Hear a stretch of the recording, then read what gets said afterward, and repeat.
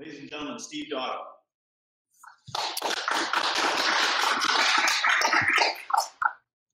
Perfect. So the first question, Steve, is it for you? You started out with the television back in 1990s, I believe. And what do you take from the experience and bring it into your social media, particularly when it comes to use of videos and online contact regarding to that videos? You know, the interesting thing about coming from a broadcast background is it's who your audience and who your customers are. You know, when you're doing a television show, you aren't necessarily, even though this is going to sound counterintuitive, you're not necessarily all that interested in what your audience wants to see and is interested in, although it is a factor. Far more relevant, however, is what your advertisers are interested in and what the network programming managers are interested in and any sponsors. So you're interested in where the money is coming from for a show rather than where the audience is coming from, typically speaking, in television. Now, obviously, their concern is making sure that there's an audience for your show, but they're going to underwrite. But your concern is keeping network executives, advertising managers, and sponsors happy. That's what you have to do. And so your audience is kept at a distance from it. And because of the single nature of broadcast, the fact that we're just broadcasting and we aren't engaging in a conversation, there's no social in the word broadcast. There's broadcast. It's a performance, a presentation. You don't get to interact with your audience. And so you don't necessarily get the same kind of visceral feedback that you get. As soon as we moved to YouTube, as soon as I moved into the online space, for me, there was two epiphanies. Really, the biggest epiphany was that there was suddenly nobody between me and my audience, nobody to make happy except the audience that we were performing for or presenting content for. And that was liberating. That was made life so much easier. Now, on the aspect of creating content, we still had to figure out a financial mechanism to make money from this new connection, from this new interaction. But the purity of that relationship, the fact that we're now in a conversation, social broadcasting, not just broadcasting, but where we're engaged in a conversation, that just opened up so many different doors and so many different opportunities for us. It took us a few years to figure out the revenue side of everything, but it's a far more fulfilling process. And I think it's got more legs, because one of the challenges you always have when you're doing television or major network broadcast is there's a whole bunch of factors that are not related to you or your content that are going to determine the value of your content as seen by the networks, the broadcasters themselves, and also your success, your opportunities for success. When you're doing it online, it's just you and your audience, and so you've got a more direct line to the control and to making changes to your content, to your presentation that will actually have an effect on how many people watch it, how they consume it, and how you make money from it, if that makes sense. So that was the biggest. That was a long answer for your first question. Perfect. Guys, just to let you know, if you have any questions in between, just go on the social media guide page and post on the comment below, or just raise your hands and I'll be happy to take your questions. And we've got the live stream link to the YouTube live stream is now up on that social media guys page. Perfect. So the next question would be, you do such a wide range of video content development, from education to web videos and webinars. Which one has the greatest impact on your business, and why is that? You know, there's right now, what we're doing right now, a live broadcast, is really the darling of the internet. This is what everybody's really excited about happening in the online video space right now, is this whole aspect of live. But the pre-recorded video has been around longer with YouTube and with other things. And even, if we look at, network television and broadcast and film, that's all pre-recorded content for the most part, other than live news and sports. But that's all. So, you kind of have these two things that look very similar, but they're really very, very different. I want everybody to understand, if you're interested in video for social media, for social marketing, for online marketing, if you're interested in video, you have to determine and understand the difference between live streaming and pre-recorded. Live streaming, for the most part, is interruptive video. If we look at what's happening with Facebook, Facebook promotes the heck out of their live streams. But how does the consumer discover the video? Where does that initial relationship come from? Think about that for a second. You go to Facebook, you're scrolling through your newsfeed. That's how you find a video. You aren't going to look for something. If I'm going to teach you how to use Gmail to be more effective in your business life, that's not top of your mind when you're going to Facebook. You don't go to Facebook going, geez, I wonder how Gmail can help make me more productive in business. I think I'll scroll through my Facebook newsfeed to find this. You don't do that, do you? No. Where do you go for that? You go to YouTube for that because there's intent. It's a search engine. YouTube, in my mind, is not a broadcast medium, although it is. In my mind, it's a search engine. It's the second biggest search engine in the world. It's where you go to look to find something. And there's this contract between YouTube and the rest of the world where if you come to YouTube to look for something, you will find it. That's their value. Facebook, the contract is diversion, right? Entertainment, spectacle, outrage. All of these other things are what you go to Facebook for, to find out what's happening with your friends. Boredom. All of these things, you go to Facebook. So you're scrolling through Facebook. You're not really looking to improve yourself. You're not looking to develop new skills when you go to Facebook or learn something. Instead, you're trying to see what's happening in life. It's almost news, but very soft news. You're just going to see what's happening. And for the most part, many of us, it's to divert us from our responsibilities. It's getting away from what we should be working on at that particular moment, whether we want to admit it or not. So now when you see a video in the newsfeed, it's interrupting the flow. So it's got to be something that just appeals to you on a superficial level for the most part. I certainly know when people are making important announcements, we had a baby, that sort of stuff, people go, oh, that's great. But, really, if it's a family member, you should know they're having a baby anyways. It shouldn't be a big surprise, and you should be on the phone kind of, following and figuring it out. But if it's a friend and stuff, it's all nice to know, nice to catch up on. So when we start taking our core business, our core values, and start delivering them in live streaming versus start delivering them in recorded video, there's a whole different weight of import that's attached to those two different styles of video. Look at live streaming as calling card, as small talk, chatting with people at the bus stop, at the coffee shop. Look at pre-recorded video, YouTube, that sort of content as the heavy hitting. That's where you make a proposal. That's where you're actually having a business meeting. That's where you have intent. Because when people see your video on Facebook, or in most live streaming environments, they're seeing it as an interruption or an accidental view. It could be value, but they're typically not going to stay with it to learn. When they come to it on YouTube, they're coming with intent. They're coming with something in mind that they want to learn and they want to glean from it. That's your opportunity to do true engagement. Now, sitting in the middle of this is sort of what we're doing today, because there is an appointment aspect to today's live stream because it's an event, which is very similar to a webinar. Webinars are the other kind of aspect. And webinars are where I built most of my business up, or a big part of my business up, because they're analogous to kind of live television broadcasts, because there's so many different pieces happening that it takes a different skill set to be able to present content well in a webinar that's both technically excellent, but also content-wise excellent. And all of my background in television and radio lends me to that medium. But what I love about webinars is, typically speaking, people have to apply to join. They have to give me their email address in order to take in one of my webinars where I'm going to teach them something, which then gives me permission and an opportunity to continue that conversation after the webinar. If I show value to them during the webinar, then they will start to come back. They will read my newsletter. They'll come back more often. And it's through that ongoing, repeating engagement that there's an opportunity for there to be a revenue opportunity for me. That's where we can ultimately make money. So the three we've got are, kind of the lightest touch, the lightest kind of most superficial is live streaming.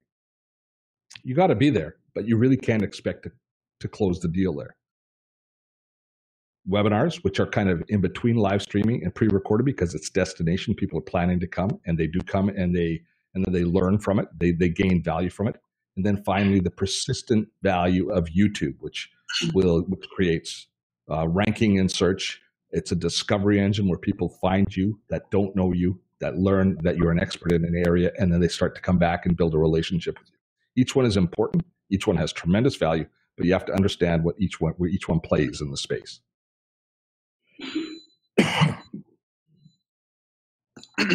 So the next question is very interesting to me. Is if a business is considering using video in their marketing and promotions, which many do, what are some of the key things they should consider before moving forward? I think it's a great. Well, let's first of all just talk about the value proposition you're talking about there. If they're considering using video, why in the world would they not consider video? Let's think about the movement of our society today. We are an ADHD society. We want instant gratification on every front.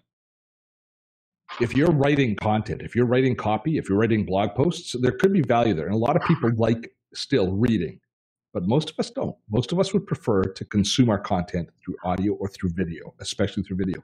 Look at the format of the screen. Perfectly situated for video.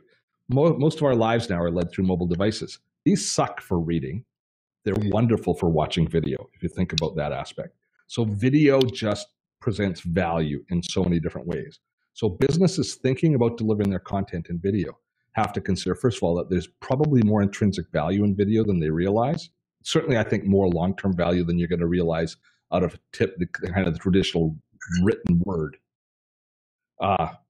With some caveats, obviously, you're not going to create a contract in video. There's other, there's still a place for the written word. Let's not think that there isn't for any moment. But for real value, for real engagement, video is in my mind the most valuable online media you can use. And it's because how we consume, which I was just talking about. But the other aspect is it brings so many more senses to bear. It brings we don't just read, where we have to kind of interpret the author's morality, intent, intelligence, erstwhileness, truthfulness. We have to infer all of that. You still have to do that through video, but you can bring more tools to bear. You see the tilt of a person's head. You hear their voice. You hear the resonance of their voice and the truth in their voice. You see their eyes. You see how passionate they are, or all of those things. And as human beings, we're so in tune with using these senses to determine truth in fiction, opportunity, and things to be afraid of. We're used to using all of those senses. So we just basically, it's a fast track to understanding and knowing it's the quality of the content that's coming to us. So that's one thing that I think businesses have to concern themselves with, is that all of those things are relevant. The second thing that they have to concern themselves with is we're now a tremendously sophisticated society in consuming video. So if you aren't truthful, if you aren't forthright, if you're manipulative, you're going to have a lot of challenges, I think, and people are going to start to see through you, unless you're very gifted at it, of course.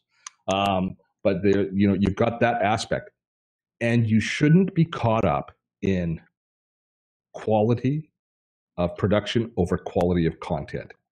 We're far more willing to accept a lower quality production values if the quality content is higher, which is where things like live streaming really start to show their strength, is the fact that, it doesn't have to be a perfect broadcast, just like this is not a perfect broadcast, in order for people to see value in it, because we've lowered our expectations because we have access to more compelling content as a result of that. The third aspect of it, so the first is they have to recognize the value. They have to really understand that there's value that they should be making an investment in. Second is they have to understand that the quality of their content is more important than the quality of their video. And the third thing that they have to understand is there has to be a consistency. You can't just have one message go out and then be dark for ages. When you start communicating through video, you have to go and embark on a process of constantly producing, constantly refreshing your content, constantly being out there, because people are always going to be looking for new content. And it shows that you're alive and kicking if you're producing new content. If you just post something, put it up there, and then disappear, and then just, behind a Twitter account or an email account, that's not going to help you promote your business and engage the way you should be. Sorry. The next question would be, it's talking about videos. I would like to ask you a very broad question, but let's, it's about how do video go viral and why does it go viral? Like, for example, I was seeing in a video of a small a kid from Etihad Airways. He just went in the captain's room, and that video went viral. And within 48 hours, Etihad Airways just took that opportunity and made it to an ad campaign.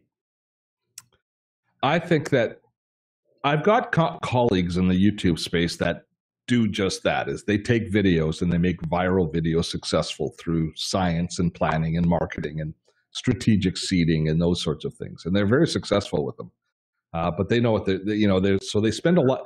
So a video can go viral because you spend a lot of money on it, which is just marketing. But the value in a video that makes it go viral when it's not necessarily okay. I'm gonna have to be careful that I don't get all conspiracy theorist on you. Well, because I think of the one that's kind of one of the best examples is the one last winter was the Chewbacca mom. She was wearing the Chewbacca mask and she was laughing so hard. See, I don't believe that went viral on its own, not for a second. See, it's funny that a video went viral on Facebook just at the moment Facebook was trying to get their videos more relevant against YouTube videos. Mm-hmm. And the fact that Facebook has their button on the algorithm and Facebook can share that into as many news feeds as they want. And that it was to a friendly retailer, was a very socially acceptable video in all aspects. It was funny. It was good. But was it the best video of the year? Really? Did it deserve that many views? Or did Facebook go, you know what, we need a news cycle. And if we put this into a bunch of feeds, a lot of people are going to like it. And it becomes a self-fulfilling prophecy. So why do videos go viral? Sometimes you're in the right place at the right time, or you're manufactured to be. But other ones just catch the right. I think momentum is a tremendously powerful thing. And when you look at the algorithms, I mean, really, viral has to work not just on the popularity and the quality of the content, but anything that goes viral has to fit somewhere and catch the sweet spot of the algorithms of the sharing tools. YouTube's algorithm, Facebook's algorithm. If you don't have it being promoted and shared in those algorithms into the feeds, where we're talking feed-based, when we're not talking about subscription-based, but where we're talking about feed-based content, it can't go viral. So it has to catch that. How do you do it? I have no idea. I wish I knew, because I have never had a video go viral. I earn every view we get, and we do okay. But I can tell you how many views my videos will get before I post them. I know what, and it's over the long haul that some will surprise me and some will disappoint me. But I know, as I'm recording a video and as I'm doing the SEO and as I'm posting it, I know pretty much within maybe 1,000 views of what it'll have in the first 30 days. I've got a really good idea with every one. So I wish I could answer and tell you that I understood the magic behind it. I don't, but I know that it's not all luck and it's not all just opportunity, that there's also manipulation in the background that makes videos go viral. Absolutely. I'm going to take off my tinfoil hat now. I was going to say, it's a little tight there, my friend. Yeah, it's not like me to be a conspiracy theorist, though. Actually, I'm not on too many fronts, but I just see too many. I just am too close to the flame as far as that. Like that Chewbacca one, it was just so obvious to me. So perfect. So I'll just open the floor for the questions on the. Yeah, can we have Mike there, please? Yeah, I got it. I don't know what kind of feedback we're going to get, so we might have to do it the old school way.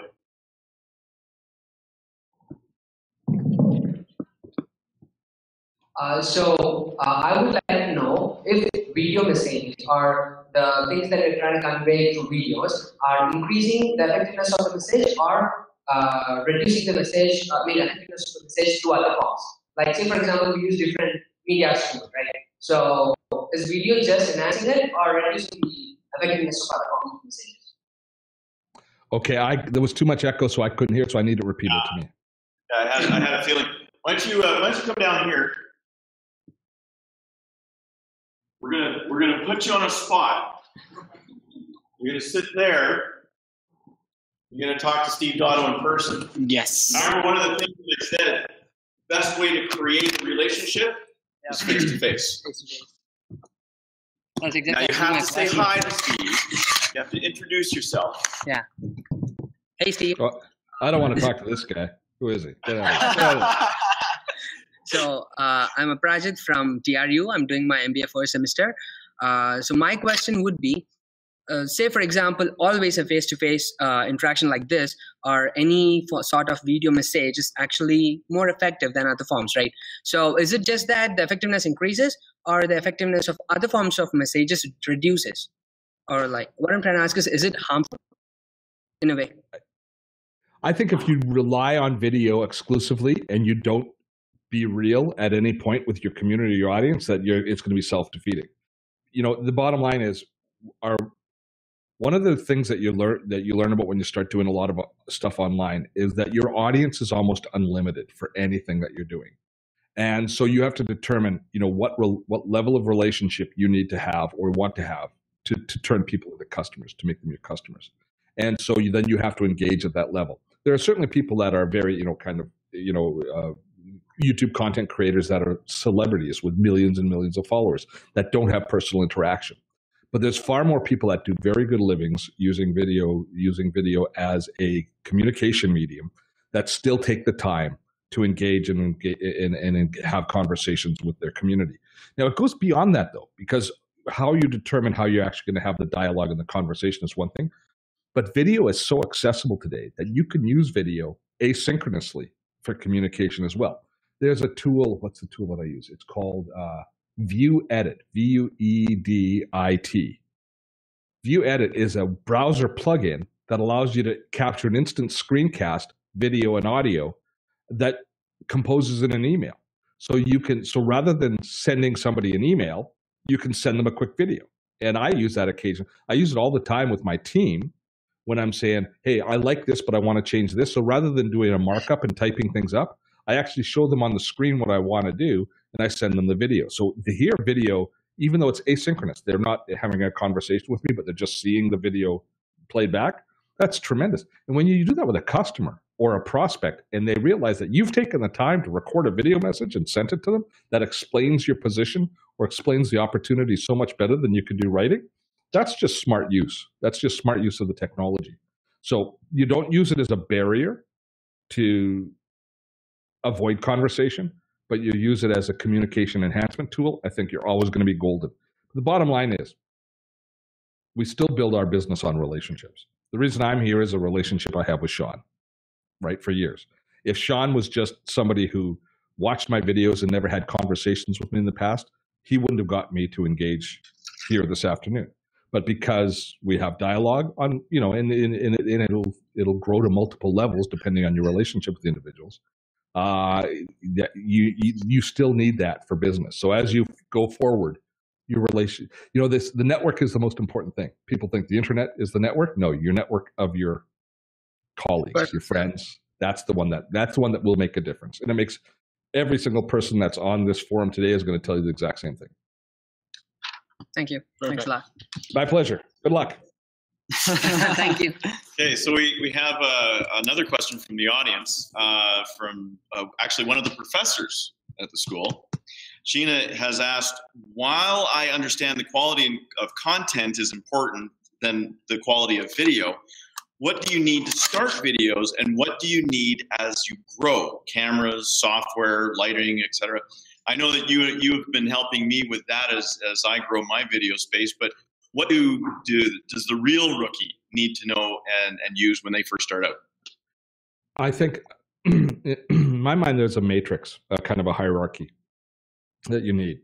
And the first thing that you actually have to consider yourself with when you're doing video is audio. People will watch a poor quality video that has great quality audio. They won't watch a great quality video that has poor quality audio. Our ears are more sensitive organs than are our eyes. And if you stop and think about it, there's a real truth to that. So the first thing that you all have to concern yourselves with if you're going to be recording video is getting the audio part down. And fortunately, audio is pretty easy to do. For $60, $70, you can buy an ATR, 2010 or whatever the model mic, a nice USB mic that is going to give you great audio. Now, the key to using any of those USB mics, the $70 to $250 microphones that are USB, is pay attention to what the manufacturer tells you in the directions. Where your mouth is in relationship to the microphone is everything for quality. This is a $600-700 microphone that I have here. But if I move my head this far off, you can't hear me nearly as well as when I'm on, because it's designed for me to be right here. If I don't pay attention to that, regardless of how much I spend on my mic, my audio is going to sound like crap. Whereas my audio should sound very good. So that's number one, great audio. The second thing is cameras are, the quality of camera lenses that we have is universally unbelievable. I use, I think, a 6-year-old webcam, the Logitech C920, which is kind of the standard webcam. Why does my video look so good? Because I spend a little bit of money on my lights. I pay attention to the lighting. So that's the key to any video, as any photographer will tell you, is the lighting. And so in video, we think about all of how much we're going to spend on the camera. But if we give any camera good light, it's going to deliver a good job. So I've got, I'll just kind of show you here. I've got these umbrella lights set up, and I'm going to be changing over soon. I'm going to a smaller studio space, and I'm going to be going with LED lights. But spending $120 from Amazon on some umbrella lighting makes all the difference in the world. So those are the kind of, those are the two aspects that make the biggest difference, is your audio and your lighting. And that's the easiest way for you to create good video of the type that we're doing here.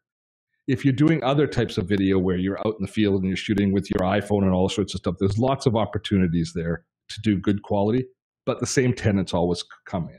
If you're shooting video in the field, you plug a lav mic like you have there on your chest into your iPhone, and the quality of what you deliver is going to be immeasurably better than people who don't, and that will immediately start to set you apart.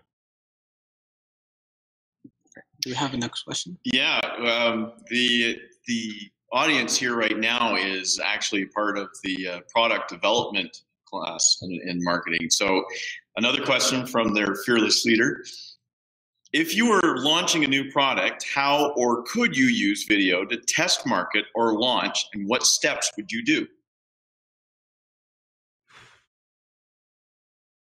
It's so hard to say depending on the type of product, but in the internet space, we use video in a well-worn path towards product launch, if that helps. Product development, I'm not sure. It's kind of almost too broad a topic for me to go in. It's not my specialty. But once you're ready to release your product, you're ready to start talking to a community about your product, maybe you're starting to get feedback from a community on your product, then video steps to the fore, and especially the webinar format does. Because webinar allows you to, in a controlled environment, have an audience that who they are. You can follow up with them. You can answer the questions and engage in questions, and you can present your content in its best possible light in this controlled environment. So it's like the old days doing seminars. It's like being in a classroom. Webinars give you that capability, and webinars are, of course, part of the entire video family. The thing that, for me, webinars have been just a godsend as far as creating engagement and opportunity with community. And the beauty of webinars and all of this is it's so inexpensive to create a dialogue with your audience, is that you can approach it. You don't have to necessarily go for the kill right at the beginning. You don't have to necessarily go for the sale or all of the answers, but you can approach your topic tangentially. If you've got a community that's interested in your product or interested in your space, you can talk about, things that are, let's say you're developing a new email client. Well, you could do webinars on, email overload. Why are people being, inundated by email, and the stress that's caused that happens with email and productivity. And then you could do another webinar on chat tools and how people are using interactive chat and tools like Slack. And so you could learn from your audience and your community by doing these tangential conversations that all kind of lead you towards your core product. And it's just, video is so affordable and so easy to deliver once you kind of got the basics down, whether it's a live stream webinar or pre-recorded, that I think it will open doors for you. You don't necessarily have to hit a home run with every video. Videos over the long term are going to engender trust. They're going to create great dialogue and great opportunity. And one of the beauties of almost all video is it's so repurposable. Once you've recorded something of value, you can take that and you can leverage into other channels and other platforms in order to expand its reach. So one of the questions that I often get asked is, and especially when we're dealing with something new like live video where everybody seems to want to be trying it, how do you get to have your video seen and heard over the rest of the crowd? Is there anything that can be done to make yours stand out from the larger audience? I think paying attention to the details. I think the more credibility that you build, the more long-term, kind of equity that you put behind your brand is going to make it stand out. We do a weekly webinar series called Webinar Wednesdays, which I delivered a little bit earlier today. And every week we started with 300 or 400 people. We already had a fairly large community. But now, because we have, over the space of a year, delivered high quality content each and every week, we now have 1,000 people registering every week for it. And it's a big amount of effort on my part, but I take a lot of pride in the fact that we've developed a reputation for delivering excellent content that people trust, so they're willing to come back every week. So you can set yourself, we look for quick fixes. We look for home runs. Most people aren't willing to put in the work to build to success.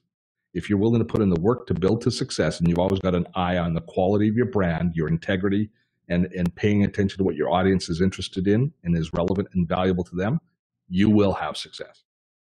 And you will rise above the rest of the crowd, because too many people are looking for the quick answer.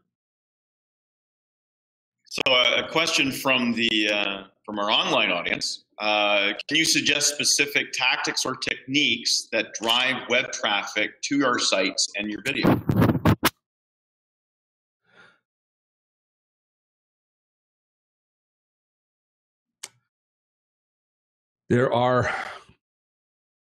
I think you have to approach it from both the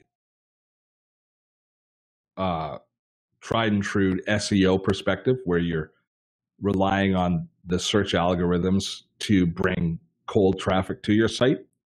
And you have to also rely on paying attention to shining a light on your own product. So there's two aspects. The first one is you've got to do the SEO work. You've got to properly articulate and tag and do all the proper search words and search criteria to help and keep your site's authority high so that it will rank in both YouTube and Google search, number one, because that's free traffic.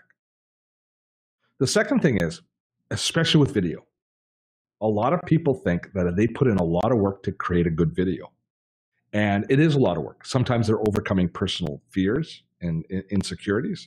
You get all the technical stuff together. You're working in a foreign environment for the most part that maybe not second nature to everybody. Everybody doesn't have a career in broadcast the way I do. That makes video second nature. So you've overcome all of these things to create a video that you're pretty proud of. And so you think because you put in all of this work to produce it, that the internet gods will somehow smile upon you and say, congratulations. Now I'm going to send untold thousands to your video to view. Well, it doesn't work that way. If you create something great, you can't have humility.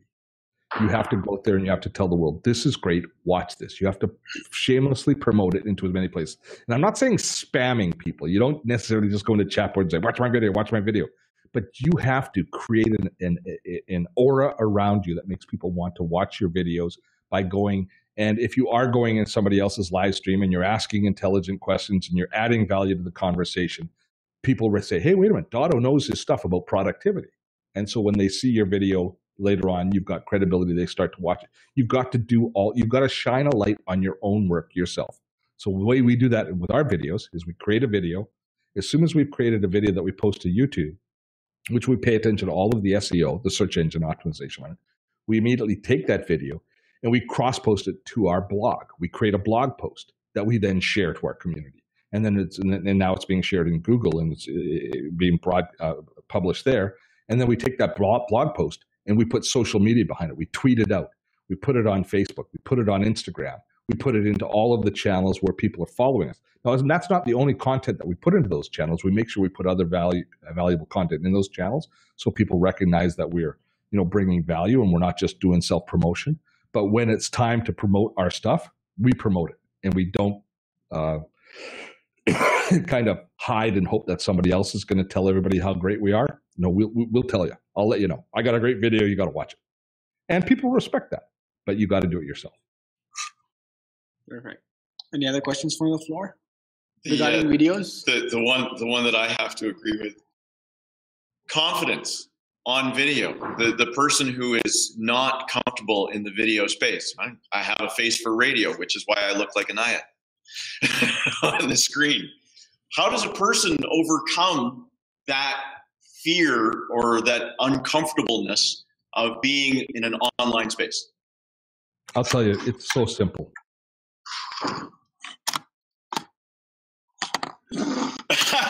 This is where it freezes. It's so simple. We just stop broadcasting.